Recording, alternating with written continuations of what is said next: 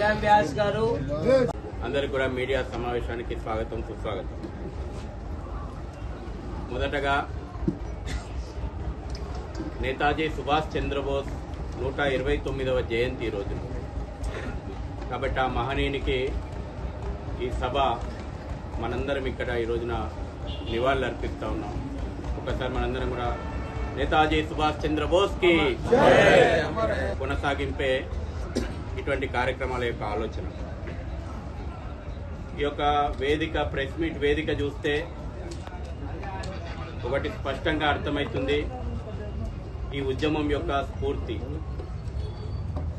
భాగ్యనగర్ గణేష్ ఉత్సవ సమితి యోజన విభాగం గణేష్ సేన ఆధ్వర్యంలో రాజకీయాలకు అతీతంగా యావత్ హిందూ సమాజాన్ని, దేశాన్ని ముందున్నటువంటి ఒక సమస్యకు బాలాపూర్ నుంచే ఈ యొక్క ఉద్యమానికి రాబోయే రోజుల్లోపట నాంది పలకాలనేటువంటి ఆలోచనలో భాగంగా బాలాపూర్లో 24వ తేదీ ధర్మరక్షణ సభను ఏర్పాటు చేయడం జరిగింది. 1980 లోపట ఆనాడున్నటువంటి పరిస్థితుల లోపట బాలాపూర్ స్ఫూర్తి కేంద్రంగా నిలిచింది. ఇక్కడ అందించినటువంటి స్ఫూర్తి యావత్ భాగ్యనగరం లోపట సామూహిక గణేశోత్సవాలకు అడుగు ముందుకేసినాయి. భాగ్యనగరం అందించినటువంటి స్ఫూర్తి యావత్ దేశం ఈనాడు కొనసాగిస్తాం. కాబట్టి భాగ్యనగరం బాలాపూర్లో ఈ సభ నిర్వహించడం యావత్ నగరానికి ఆ స్ఫూర్తిని అందించేటువంటి ఉద్దేశం. పోలీస్ శాఖ వారికి ఉండేటువంటి ఆలోచనలు తప్పకుండా ఉంటాయి. మాకు హైకోర్టు అనుమతి ఇచ్చింది. రాష్ట్ర హైకోర్టుకు మేము ధన్యవాదాలు చెప్తున్నాం. అదే సందర్భం లోపట పోలీసు శాఖ ద్వారా వచ్చేటువంటి ప్రతి సూచనను గమనిస్తూ వారు పోలీసు శాఖ ఇప్పటికే కట్టుదిట్టమైనటువంటి భద్రతా ఏర్పాట్లలో నిమగ్నమైంది. అన్ని రకాలైనటువంటి జాగ్రత్తలు వాళ్ళు ఈపాటికే ప్రారంభం చేసేది. వారు నిర్వాహకులుగా మేము సమన్వయం చేస్తూ ఈ సభను శాంతియుతంగా ప్రజాస్వామ్య పద్ధతి లోపట నిర్వహిస్తాం. కాబట్టి నగర ప్రజలకు ఎటువంటి పుకార్లు నమ్మకుండా, ఎటువంటి అనవసరమైనటువంటి విషయాల జోలికి పోకుండా మన ఉద్దేశం చాలా స్పష్టం.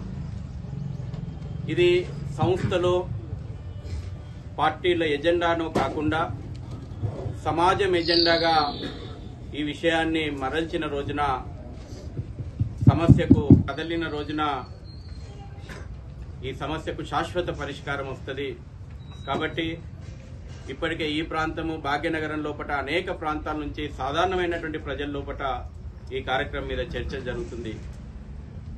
మొన్న చిలుకూరు బాలాజీ స్వామి ఫోన్ చేసి చెప్పిండు, మాదాపూర్లో ఒక ఇంట్లో పూజకు పోతే ఆ పని మనిషి చెప్తుందట, అమ్మా నేను శనివారం రాను అంటే, ఎందుకు రానంటే బాలాపూర్ సభకు పోవాలమ్మా, మా పొట్ట కొడుతున్నారమ్మా అనేటువంటి విషయము పని మనిషిలో కూడా చైతన్యం వచ్చింది. కాబట్టి అనేక కుల వృత్తుల లోపల ఈరోజు చర్చ వచ్చింది. ఏ రకంగా ఈ చొరబాటుదారుల సమస్య కారణంగా కుల వృత్తులు నిర్వీర్యమవుతున్నాయో, అదేవిధంగా ప్రతి వ్యక్తి లోపల చర్చ వచ్చింది. మన ఆరోగ్యం మీద ఏ రకమైనటువంటి జిహాద్ నడుస్తుంది కల్తీ ఫుడ్ కారణంగా. ఫుడ్ జిహాద్ మీద ఈ రోజున సాధారణమైనటువంటి వ్యక్తుల లోపల చర్చ తీసుకురాగలిగినాం.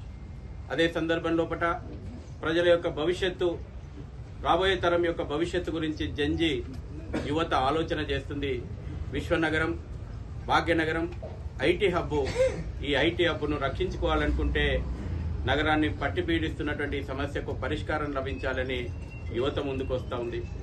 ప్రజల ఆస్తులకు భవిష్యత్తులో రక్షణ కావాలి, ప్రతి కుటుంబం ఈ రోజున ఆలోచన చేస్తూ ఉంది. అదేవిధంగా రాజకీయ పార్టీల్లో కూడా ఆలోచన ప్రారంభమైంది.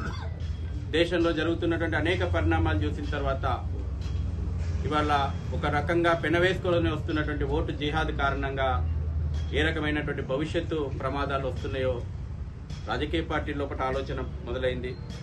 అమ్మాయిల భద్రత గురించి ప్రతి తల్లిదండ్రి ఆందోళన చెందుతున్నాడు. ఇదే భాగ్యనగరం లోపల 28,000 మంది అమ్మాయిల ఆచూకీ ఇవాళ తెలియదు, హిందూ అమ్మాయిలది. లవ్ జిహాద్ కారణంగా ఏ రకంగా ప్రతి ఇల్లు ఆలోచన చేస్తుందో మన కళ్ళ ముందర ఉంది.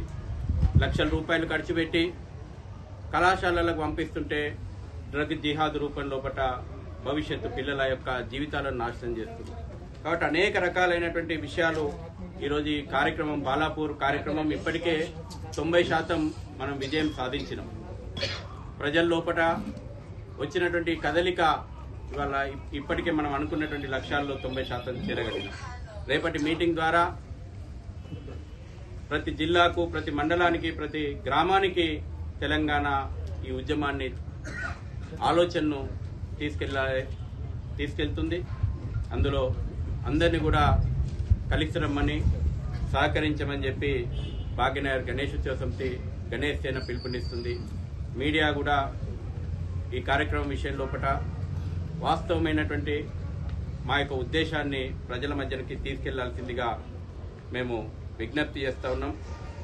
అదే వచ్చేటువంటి అందరూ కూడా ప్రశాంతంగా శాంతియుతమైనటువంటి వాతావరణంలో ఒక కార్యక్రమానికి రండి. హైకోర్టు హిందూ సమాజం మీద ఉన్నటువంటి గౌరవంతో, హైకోర్టు మనందరి మీద ఉన్నటువంటి విశ్వాసంతో అనేక అనుమతుల విషయంలో అడ్డంకులు వచ్చినా మన ప్రజాస్వామికమైనటువంటి హక్కును దేశ అంతర్గత భద్రత విషయంలో ప్రజల్లో కావాల్సినటువంటి చర్చను దృష్టిలో పెట్టుకొని అనుమతి ఇచ్చింది. కాబట్టి నిర్వాహకులు, కార్యక్రమానికి వచ్చేటువంటి ప్రతి ఒక్కళ్ళు కూడా బాధ్యతగా మెదలాలి. ఇది కొన్ని చోట్ల కొన్ని పుకార్లు నడుస్తూ ఉన్నాయి. ఇది మతానికి వ్యతిరేకమా? కాదు. ముస్లింలను వ్యతిరేకించడానికి ఈ కార్యక్రమం పెడతలేము. ఇది మతానికి వ్యతిరేకమైనటువంటి కార్యక్రమం కాదు. ఇదే బాలాపూర్ లోపల స్థానిక ముస్లింలు కూడా రోహింగ్యా, బంగ్లాదేశీ చొరబాటుదారుల కారణంగా సమస్యను ఎదుర్కొంటున్నారు. పాత పట్టణం లోపల నిరుపేద ముస్లింలు కూడా వీళ్ళ ద్వారా ఉపాధి కోల్పోతున్నారు. కాబట్టి ఇది దేశ చొరబాటుదారులకు వ్యతిరేకంగా ఈ దేశంలో ప్రవేశించినటువంటి బంగ్లాదేశ్, రోహింగ్యా ముస్లిం చొరబాటుదారులకు వ్యతిరేకంగా మాత్రమే ఈ కార్యక్రమం. కాబట్టి ఆ రకమైనటువంటి స్ఫూర్తిని మేము చాటజెత్తదలుచుకున్నాం. అదేవిధంగా హైకోర్టు తొందరగా ముగించాలని చెప్పి సమయం మనకు కేటాయించింది. కాబట్టి మొదటగా అందుకున్నట్టు 2 గంటలకు మనము పిలుపునివ్వడం జరిగింది. ఇప్పటికే 2 గంటలు అనేటువంటి సమయం అందరికీ ప్రచారం అయింది. రేపు ఈ మీడియా ద్వారా, సమావేశం ద్వారా విజ్ఞప్తి చేస్తా ఉన్నాం, ఇంకా వీలైతే తొందరగా బయలుదేరి 1 గంటల లోపలనే సభా ప్రాంగణానికి తరలి రావాలని చెప్పి కూడా పిలుపునిస్తా ఉన్నాం. అదేవిధంగా జాతీయ జెండాలను చేతబట్టుకొని, మన యొక్క కాషాయపు జెండాలను చేతబట్టుకొని, త్రివర్ణ పతాకాలను చేతబట్టుకొని కార్యక్రమానికి తరలి వచ్చి హైందవ చైతన్యాన్ని, జాతీయ స్ఫూర్తిని చాటాలని చెప్పి పిలుపునిస్తా ఉన్నాం.